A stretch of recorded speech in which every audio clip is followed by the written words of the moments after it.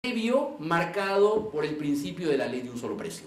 Ese principio limita las posibilidades de expansión de las actividades manufactureras a partir de la ley de un solo precio, se limita el aprovechamiento de la dotación de recursos y ventajas comparativas, impide el desarrollo de nuevas fuerzas productivas.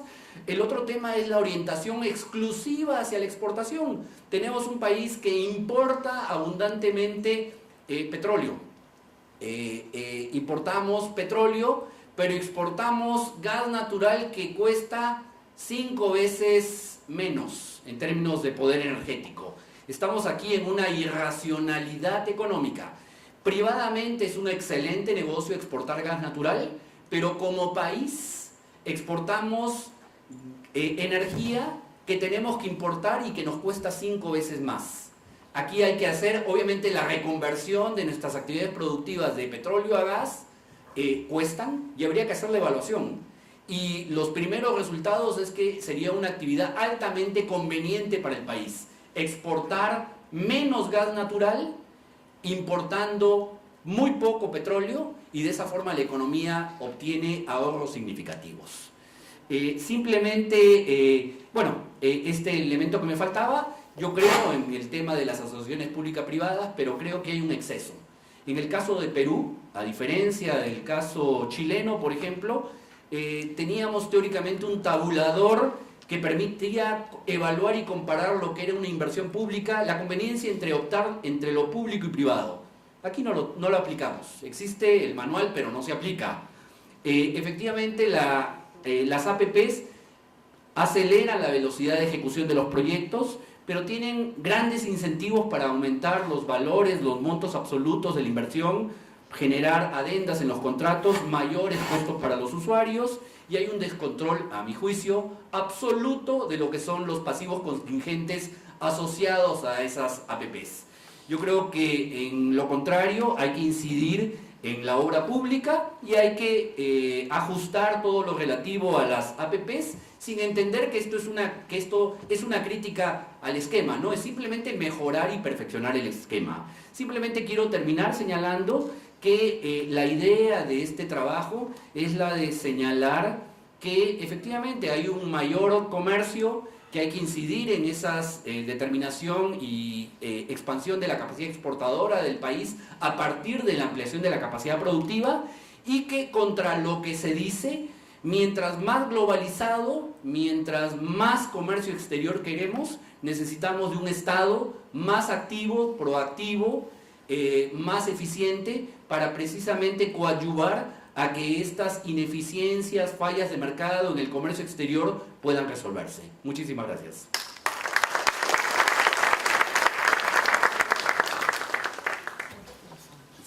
Gracias, profesor Germán Alarco. A continuación tenemos una sesión de debate, de preguntas. Queremos que ustedes participen y lo vamos a hacer de la siguiente manera. Por favor, levanten la mano los que quisieran hacer la pregunta correspondiente. Se les va a acercar uno de nuestros asistentes y los expositores tomarán nota, y después, si ya no hay muchas preguntas, comenzarán las respuestas correspondientes. Sí. Buenas tardes, mi nombre es Edir Rojo, soy estudiante de la maestría en negocios globales de la Universidad del Pacífico. Gracias por la exposición. Quería hacer una pregunta al expositor Celso Garrido de México, con quien probablemente compartimos algunos temas logísticos que debemos solucionar como tema geográfico. Nosotros, por ejemplo, en Perú tenemos muchos bienes en la zona de la Sierra Central o en la zona de la Sierra en general que impiden llegar a un comercio hacia la costa debido a temas logísticos. Los costos son muy altos. Por decir, por ejemplo, si tenemos madera en la parte de la sierra, ceja de selva, hacia la costa, el transporte eleva mucho el costo para que al final pueda ser exportado, a diferencia de Chile, que simplemente el camino es mucho más sencillo y puede exportar más. En México ha tenido un problema de ese tipo, y que nos puedan de alguna manera dar algunos alcances. ¿Cómo han podido ustedes solucionarlo, si es el caso? Gracias. Sí. ¿Alguien más? Sí, mi pregunta va dirigida al señor Germán Alarco, referente En el último punto, cuando recomendó que en lo posible sean obras públicas y no asociación público-privada, quería hacer un comentario. El Estado no tiene los suficientes recursos como para desarrollar obras públicas, sobre todo en el sector de infraestructura. Entonces ahí había un problema de recursos, ¿no? Otra pregunta en cuanto a las críticas válidas que está planteando referente a las cadenas logísticas. ¿Qué planteamiento hace a los diferentes problemáticas que ha comentado, ¿no? Porque hay diferentes tipos de problemas, pero ¿cuál es un planteamiento para poder resolver todos ellos, ¿no? Referente a lo del gas, quería hacer un comentario. El gas, si bien no se ha reconvertido porque hay un problema ahorita en el ducto, no puede transportar el gas para distribuirlo a todos los demás porque el ducto es angosto, para que pueda, por eso que hay un problema de abastecimiento ahorita del gas para la industria, incluso para el sector eléctrico. Hay muchas centrales térmicas que se quieren establecer y no hay gas porque casualmente el ducto no los puede abastecer y entonces ahí hay un problema de abastecimiento de gas, por eso que de alguna manera no se puede hacer esa reconversión. Casualmente porque permitieron no asegurar por 20 años el abastecimiento del mercado local antes de exportarlo y por un problema, creo que de uno de los gobiernos, creo que de Toledo, que permitió que se exportara en vez de asegurar el abastecimiento local de gas. Eso es todo, gracias. ¿Alguna más? A ver, por favor.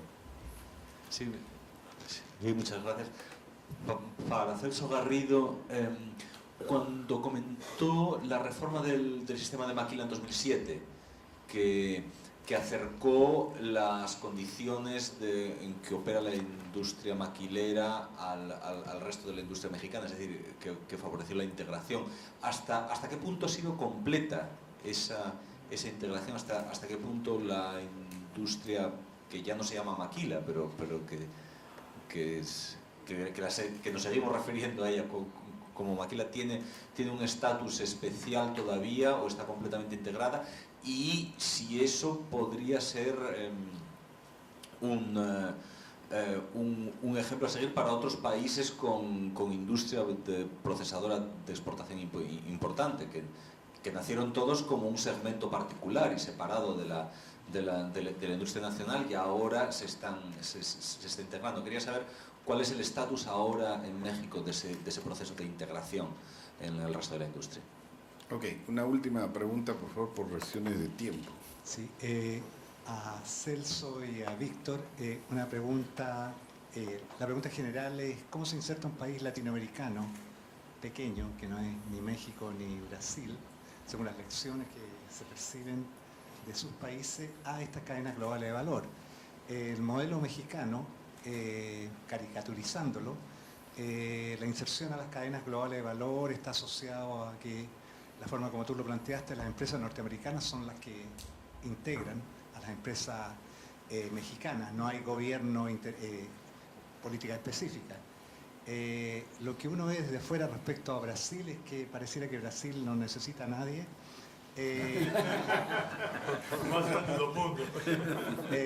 Y algo que, para plantearlo muy directamente, o sea, ¿cuándo Brasil va a hacer lo que Estados Unidos hace con México con el resto de los países sudamericanos? O sea, armar las cadenas globales de valor aquí en Sudamérica. Es una invitación al imperialismo eso. Ok, entonces vamos a contestar, a ver, siguiendo un orden. El profesor el profesor Celso Garrido, que fue el que primero recibió la pregunta. Bueno, muy bien. La primera pregunta se refería a problemas de infraestructura.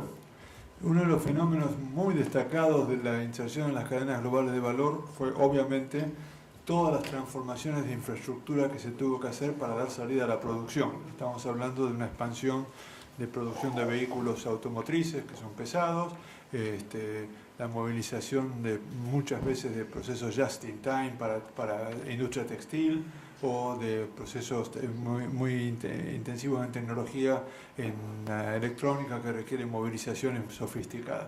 Entonces, esto ha significado una gran transformación en los puertos, en principio. Ha habido en Manzanillo y en Veracruz, entre otras cosas, desarrollos muy sofisticados de organización de la gestión de los puertos en el modelo de las gestiones integradas, que ha creado puertos aparentemente modernos y competitivos, digamos. También ha habido otra transformación muy importante, como fue la privatización de los ferrocarriles, sobre todo el ferrocarril que unía a México con Estados Unidos, que es el gran vehículo de transporte de producción para exportación, uno de los grandes vehículos, medios de transporte para exportación.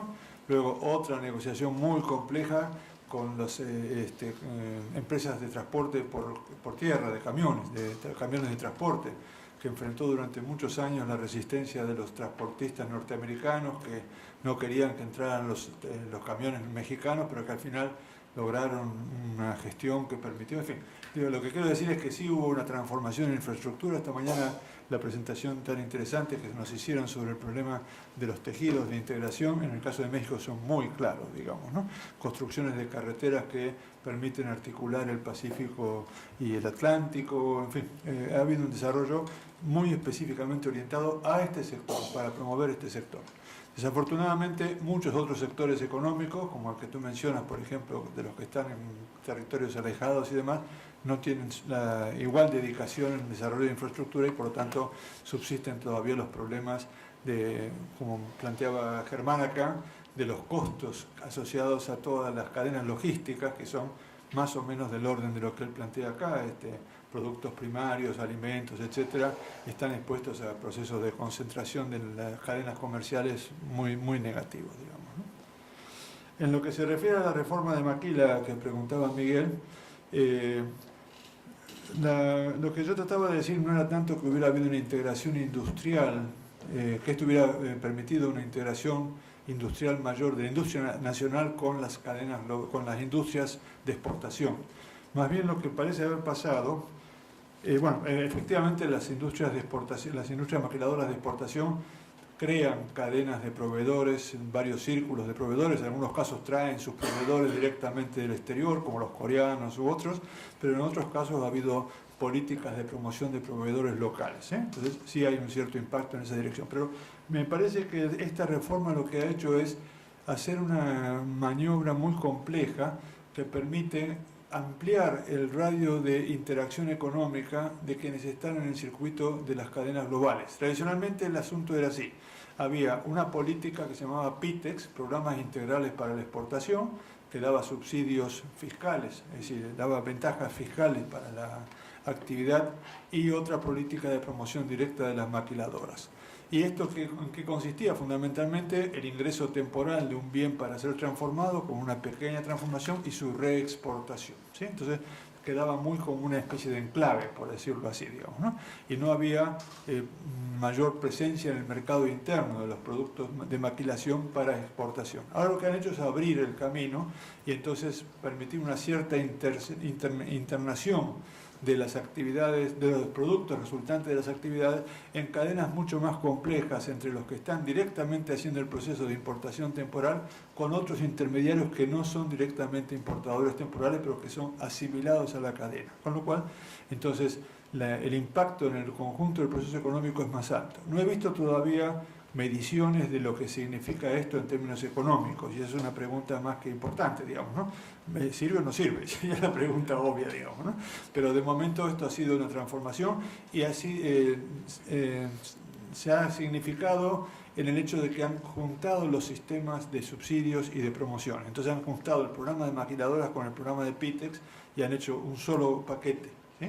En el cual se gestiona todo el proceso de incentivos fiscales, arancelarios y demás como una sola unidad. Pero de todas maneras es complejo y no podría asegurarte, no puedo decirte si esto tiene impactos relevantes para la integración. Lo que se ve es que hay mayor penetración en el conjunto del tejido económico.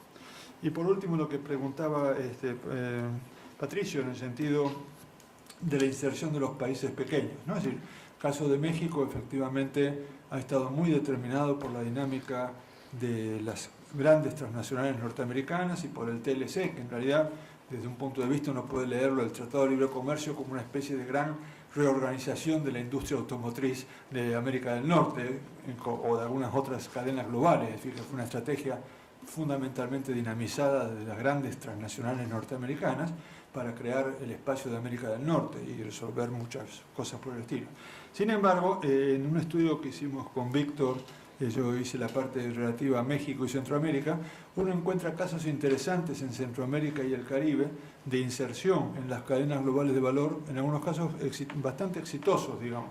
Notoriamente el caso de Costa Rica, con el famoso caso de Intel, tiene una larga trayectoria, con sus pros y sus contras, pero Honduras, por ejemplo, ha desarrollado estrategias muy interesantes de endogenización del control de las cadenas productivas para hacer que su participación en las cadenas globales de valor tuviera un creciente componente de valor agregado local. Además, ha desarrollado desde plataformas locales articulaciones con empresas de otras fuentes asiáticas y demás que han creado mayores procesos de integración distintas que las vinculaciones con las cadenas americanas, digamos, ¿no? De manera tal que sí hay algunas cosas interesantes. Bueno, creo que El Salvador también tiene algunas cosas, digo, no son así muy espectaculares porque el tamaño relativo de los países obviamente tiene muy poca comparación con el caso de México, que es un país grande como en el caso de Brasil, pero sí son cosas interesantes y que parecen haber tenido impacto significativo para la escala de la economía local, digamos, ¿no? Yo creo que hay ahí algo interesante para comentar si hubiera oportunidad, ¿no? Ok, seguimos por el profesor Víctor Portnik. O Brasil, ele vive hoje grande problema em sua economia e na indústria propriamente dita, né? Aqui uma dimensão desse problema está acá, que é a perda de participação das indústrias mais intensivas em tecnologia. Aqui é o balanço comercial da indústria de transformação por intensidade tecnológica, né? Você vê que a alta e média tecnologia o balanço comercial é cada vez mais negativo, né?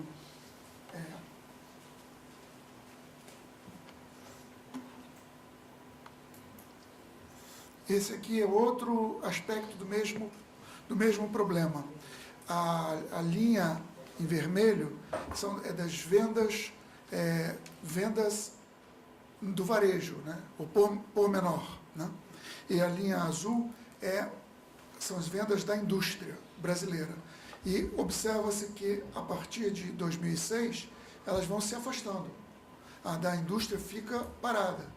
Então, o crescimento da economia nesses últimos anos, desde 2006 até 2012, impulsionou a demanda por importações. A produção continuou a mesma. Então, a indústria brasileira, outra dimensão aqui. Essa aqui é conhecida, né? Os protestos têm a ver com coisas assim, né? A nível do consumidor, né? E mais aqui. Cadê? Aqui. Houve declínio também nos gastos em pesquisa e desenvolvimento, né? Você observa que entre 98, 2000 e 2006, 2008, o percentual de firmas que inovaram cresceu na indústria de transformação de 31,9% para 38,4%. Pero o gasto em inovação sobre a receita líquida diminuiu. Isso significa que as inovações hoje são mais do tipo secundário e têm menor impacto, porque as inovações que têm mais impacto, em média, requerem investimento financeiro maior, né? Então, para muitos autores, esse cerramento da economia brasileira é uma das causas desses problemas todos, que deveria ser promover a abertura, né? Existem várias escolas diferentes com vários propostas de solução para este impasse da política. Por exemplo, uma que não hablamos em Colômbia é esta que propõe políticas públicas não diretamente relacionadas à inovação, como política comercial de concorrência, né, e que critica a proteção tarifária excessiva.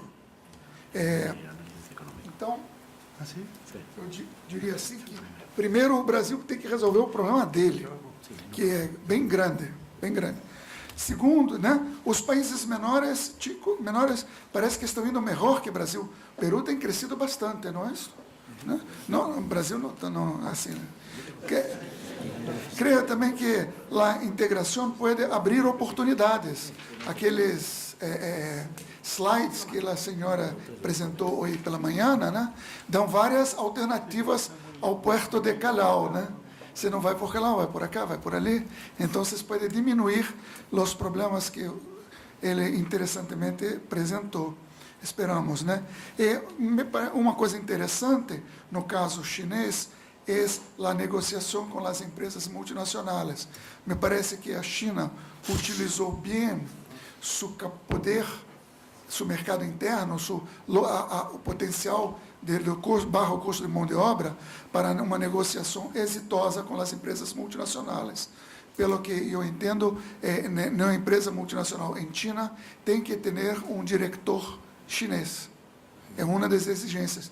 Tem que ter sócios chineses. Então, a transferência de conhecimento ocorre com muito mais facilidade. Poderia ser, né, talvez um sonho, né, que essa integração pudesse nos levar a uma situação de ganho de poder de negociação. Ok. Continúa el profesor Germán Alarco. Sí. Dos comentarios breves para terminar ya esta sesión.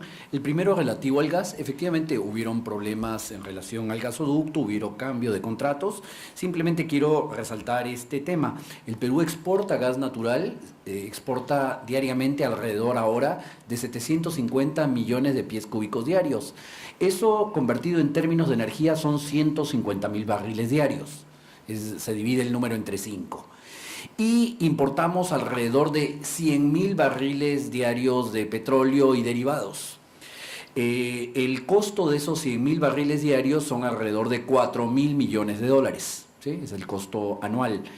Y el valor de la exportación de gas natural es la quinta parte, es decir, estamos hablando de 800 millones. Es decir, cuando uno concibe el término del cuál es el rol del sector energético, en cualquier economía es un sector básicamente proveedor de insumos. Entonces, lo que uno debe buscar es la minimización de costos. Entonces, como país estamos en una política que es irracional. Exportamos gas natural barato, y importamos petróleo y derivados muchas veces más costoso. Obviamente el intercambio en estas condiciones no se puede dar todavía porque efectivamente hay necesidad de una inversión complementaria, pero si uno hiciera una evaluación socioeconómica, daría cuenta que el costo de convertirnos hacia gas natural va a ser menor que esta pérdida por mayores costos a todos los productores nacionales. Y un segundo tema que debo retomar es el tema relativo a las APPs. Yo digo, las APPs, las asociaciones público-privadas, resolvieron un problema grave en las finanzas públicas cuando éstas surgieron en los años 90. Pero la condición en términos del tamaño, la capacidad del Estado de los años 90 no tiene nada que ver con la de ahora. Debo comentar que cuando yo reingresé hace poco al gobierno, reingresé y salí, tuve una primera reunión con el Ministerio de Transporte y les preguntamos, bueno, ¿cuáles son los proyectos? Yo como área de planeamiento. Y lo que me trae el Ministerio de Transportes y Comunicaciones es la lista de APPs. No, perdón, señor viceministro, quiero la lista de proyectos del sector transporte y comunicaciones. Entonces, vuelven a traernos la lista de APPs. Entonces, aquí yo creo que hay un grave error que tenemos en nosotros, en nuestras mentes. Primero surge lo que es nuestra capacidad, la proyección de nuestras necesidades Y de ahí vamos a determinar qué es lo que se necesita. Ahora lo que ocurre en el país es que nos tocan la puerta los inversionistas privados y nos dicen, es que mira, una carreterita aquí yo te la puedo financiar, pero perdón, lo que manda es el plan integral, lo que manda ese plan es determinado, ¿por qué? Por las necesidades y las brechas que existen en el país. Así, eso no ocurre. Es decir, lo que manda es el proyecto, no las necesidades. Y ahí es un tema interesante a propósito de lo que yo le pregunté, que ya no lo pude completar bien, a Rosario Santa Gadea, sobre el tema de las carreteras y la infraestructura y el transporte ferroviario.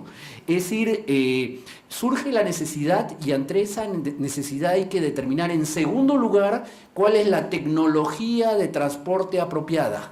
Entonces, la tecnología de transporte apropiada, la que minimiza costos, es el transporte marítimo.